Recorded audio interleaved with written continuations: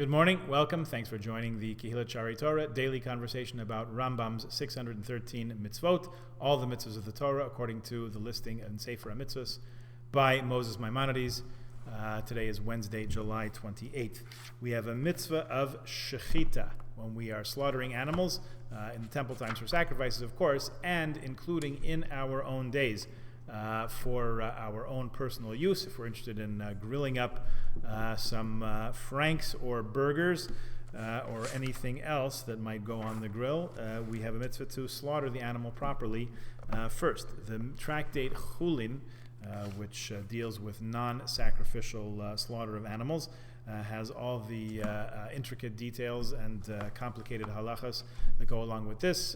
Not only the attitude and stance of the shochet, the one who's doing the slaughtering, the preparation of the knife, the process by which the animal is slaughtered and the blood is removed, and also which parts of an animal are, even a kosher slaughtered animal, remain forbidden to us either by custom or by halacha. We are obviously all of us very much involved in the mitzvah of shechita whenever we purchase kosher meat and the whole apparatus of kosher supervision and slaughtering and so on that appertains to that. There is a mitzvah that goes along with this, which is kisui hadam.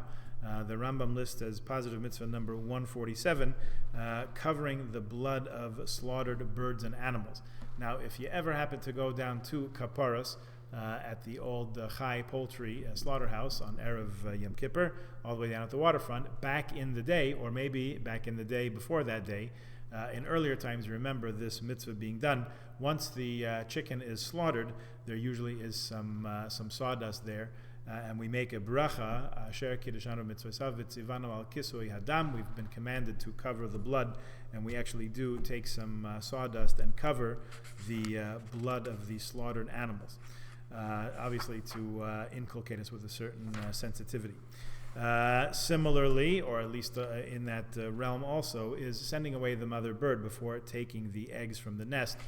Shiluach Hakan, also in the last chapter in Tractate Chulin that we referred to before, we have this very special mitzvah, which is the subject of song and conversation and dispute in the Talmud about exactly what it means and why it's incumbent upon us. But we do send away the mother birds. Become what can I say, popular in recent years, not only to go out and look for opportunities. So this is one of those things that if it comes to your hand, if you happen to be taking eggs from a nest and there's a mother bird there, so you send away the mother bird, you've done the mitzvah. However, this is one of the things that sort of has caught on in popular Jewish culture, and people make an effort to find a nest where they can send away the mother bird and fetch the eggs, retrieve the eggs. And what's the point of doing it if you can't put it on YouTube? So when you have a spare moment and you don't know what else to look at to watch, take a look at Shiluach Hakain, sending away the mother bird. You'll find some interesting videos there on YouTube. While we're talking about birds, we do have a mitzvah, positive mitzvah 150 from the Rambam, is to search for the prescribed simanim, the signs in birds. Interesting conversations over the recent centuries about the kashrut, the permissibility, suitability for suslaughtering and eating of certain birds. For example, the turkey, which I believe is indigenous to North America. So in Europe, they didn't know about it.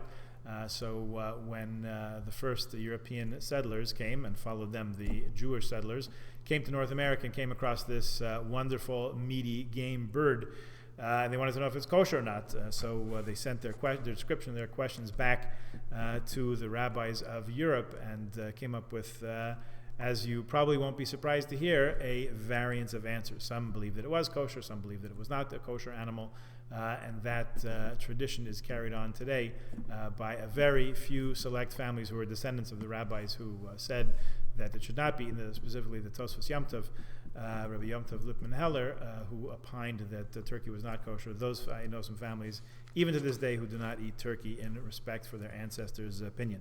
But we do have to look for the signs of kashrus in how the animal is formed and how it captures its prey or doesn't. So usually any birds of prey we're not supposed to eat unless they're preying on worms, which seems to be okay.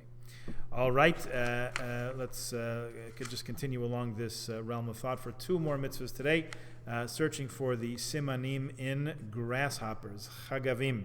The Torah says that chagavim, grasshoppers, which are to be eaten, should have jointed legs above their feet. I have looked around at most of the kosher stores in Toronto. I think I have not yet seen grasshoppers, locusts for sale with reliable hashgacha in any case. However, the day may come, and in fact, in some Sephardic communities in Israel, I am led to believe, I'm told, in other words, that this actually is the case, that those are kosher, supervised, and ready to eat.